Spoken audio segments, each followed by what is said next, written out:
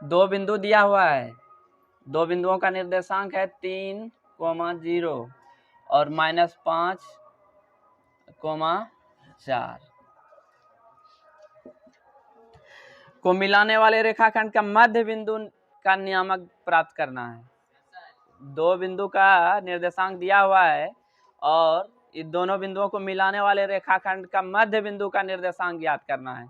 याद कर लीजिएगा। मध्य बिंदु का निर्देशांक ज्ञात करने के लिए क्या सूत्र होता है बताएंगे। x1 x2 बटे 2 अकोमा y1 y2 बटे 2। x1 कितना है 3 और x2 -5 बटे 2। अब y1 कितना है 0 और y2 कितना है 4 और बटे 2। बताइए ये कितना हो जाएगा -5 बटे 2 और 4/2 -2/2 अकोमा ये कटा दीजिए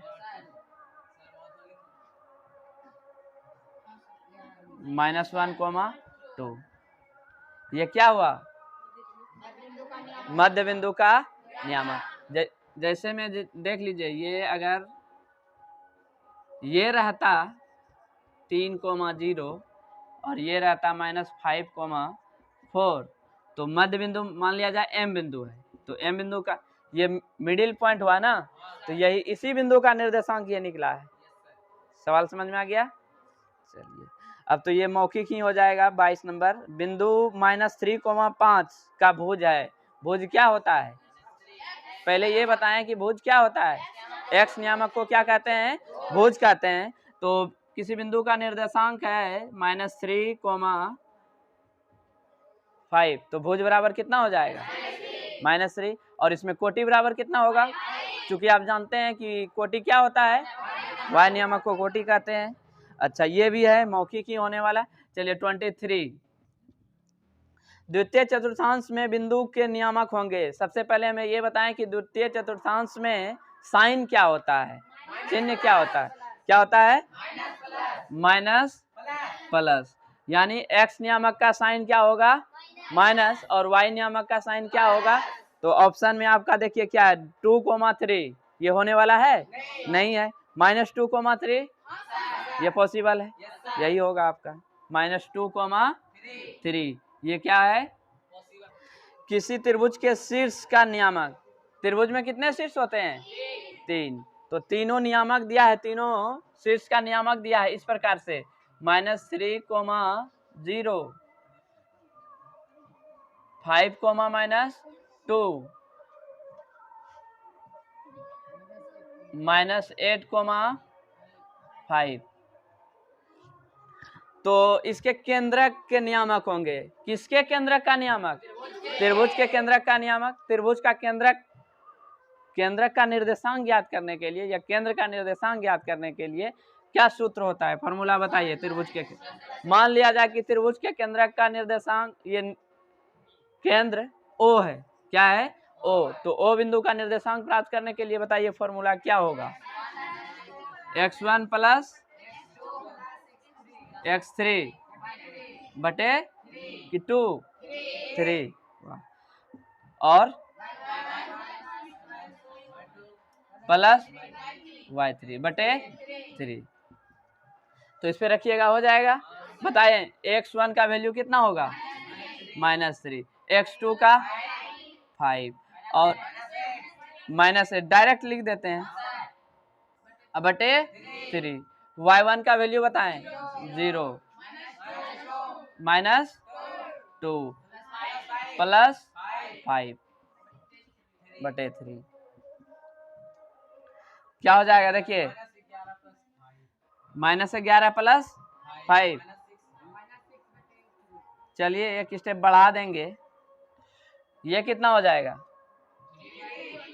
3/3। यहाँ 3/3 ये कितना रे -2 और ये 1। यही ना आया। तो त्रिभुज का केंद्रक कितना आया? -2,1। अब है 25। ये तो ऐसे होने वाला है 25, मौखिक बता दीजिएगा आप लोग। ABC एक समकोण त्रिभुज है। ABC कैसा त्रिभुज? समकोण त्रिभुज। समकोण त्रिभुज क्या होता है बताएं? जिस त्रिभुज में एक कोण समकोण हो, यानी 90। समकोण क्या वैल्यू रे? 90। एक समकोण त्रिभुज है तो, और जिसका नाम क्या है? ABC। इसमें बोला है C समकोण है। C क्या है? समकोण। तो यहाँ आपको क्या देना होगा? C। बाकी आप कहीं भी A और B दे सकते हैं। तो ये समकोण हुआ ना। अच्छा, तो पूछा जा रहा है cos A प्लस B का मान होगा। cos A प्लस B का मान होगा। पहले हमें ये बताएं, जब ये समकोण त्रिभुज है तो ये 90 हो गया।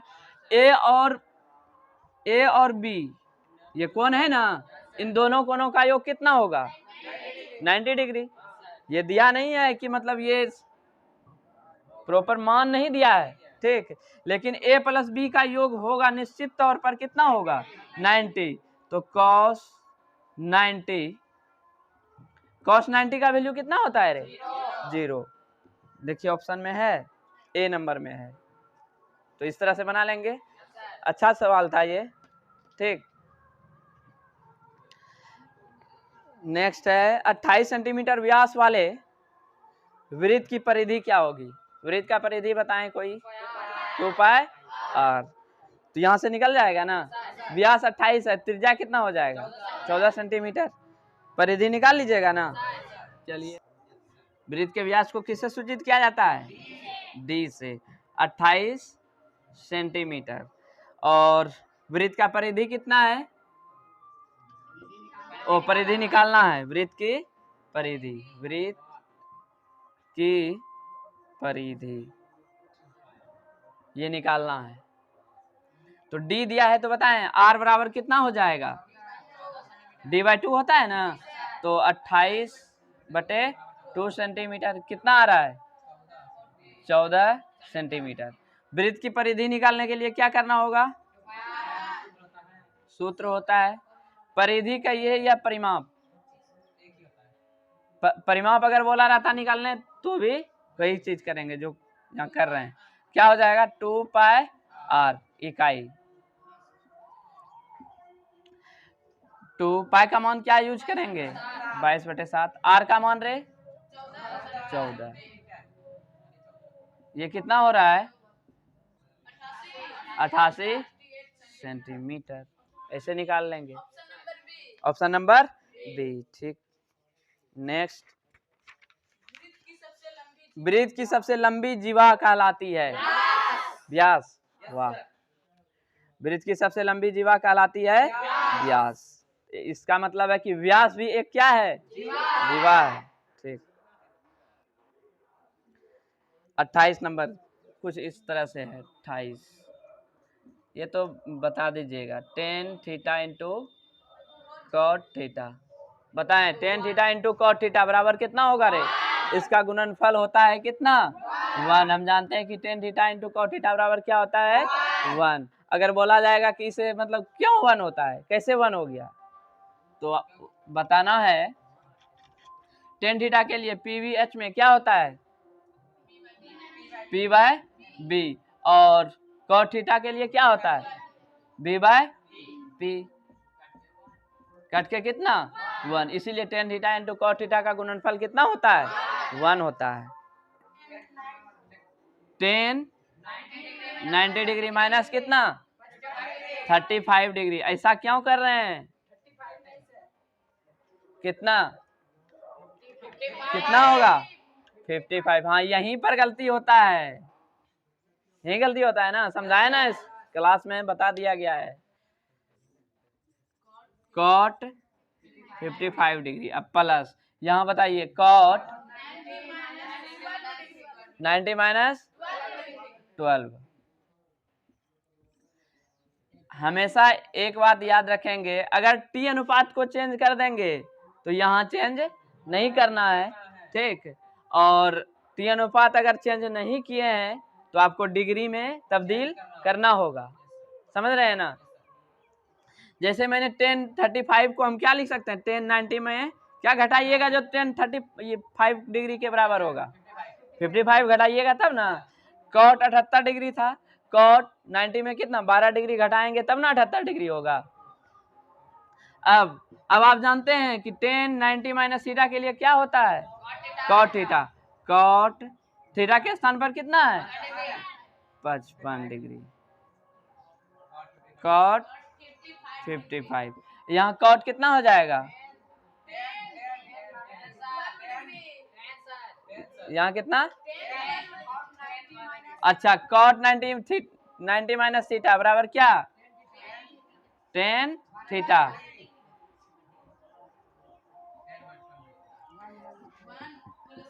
ये इसका वैल्यू कितना,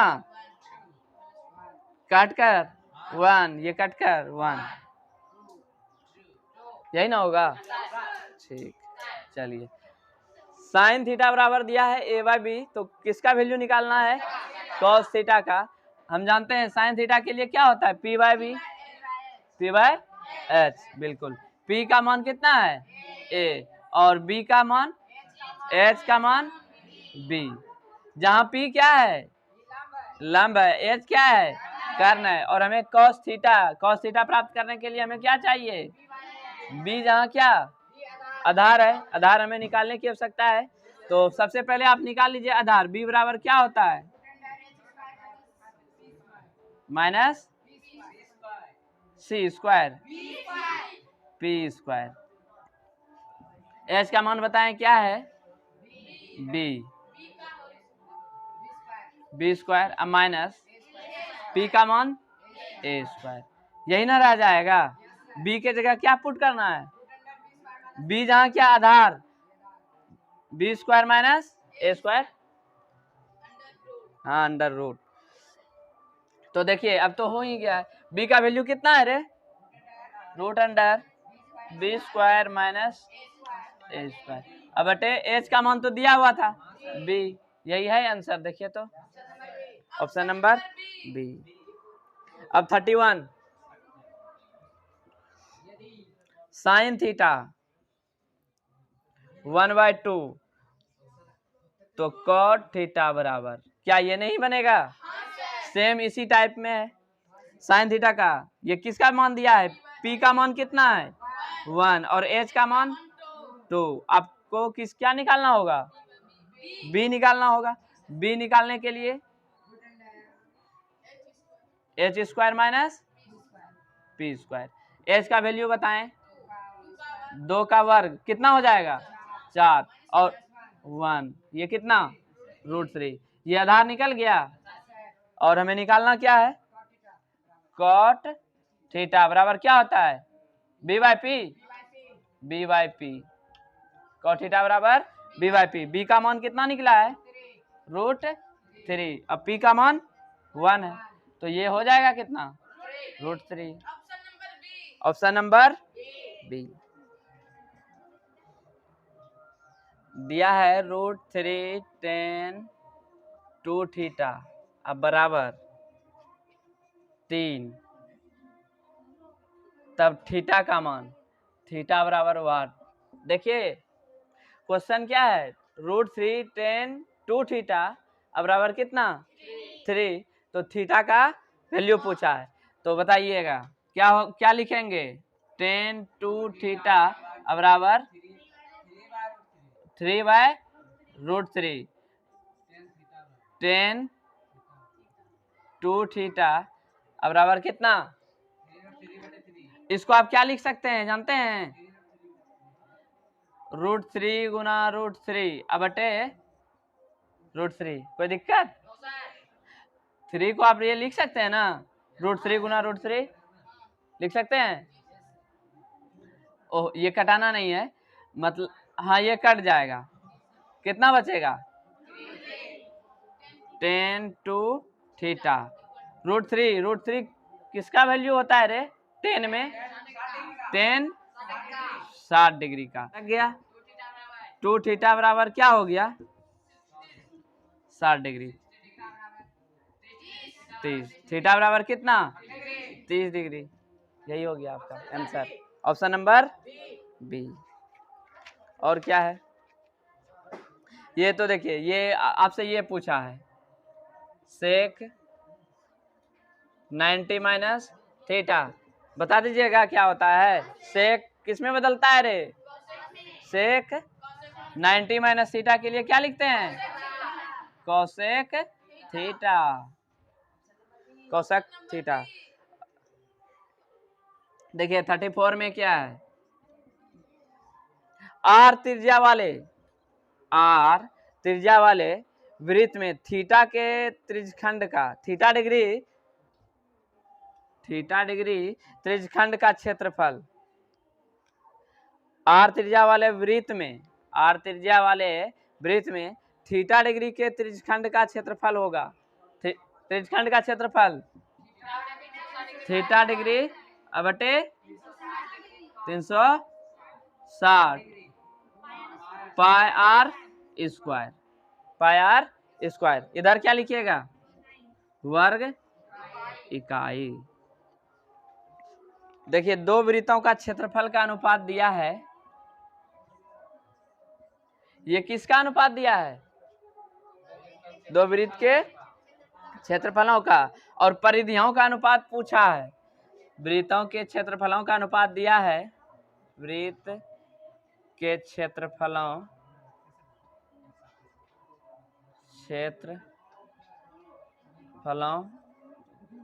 का अनुपात, ये वृत्त के क्षेत्रफलों का अनुपात दिया है, और निकालना क्या है, परिधियों का अनुपात,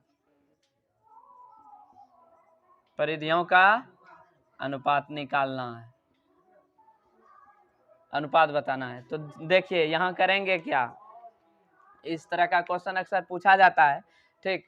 तो वृत्त का क्षेत्रफल, दो वृत्त है, तो प्रथम वृत्त मान लेते हैं, प्रथम वृत्त का क्षेत्रफल क्या होगा, पाई r1 स्क्वायर, और दूसरा वृत्त पाई r2 स्क्वायर। अनुपात दिया है कितना 9, कैसे होगा, पाई खत्म, दोनों का स्क्वायर हटा दीजिएगा,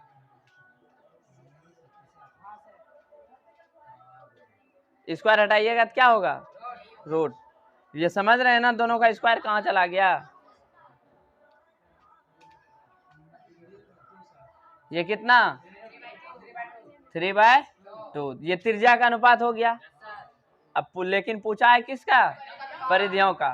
तो प्रथम वृत्त की परिधि 2 पाई r1 अब बटे 2 पाई r2, तो 2 पाई कैंसिल, पाई भी कैंसिल, r1 का मान देखिए कितना निकाले हैं 3, r2 का मान 2, तो अनुपात हो गया कितना, ये हो गया आपका क्या answer, option number A, the end.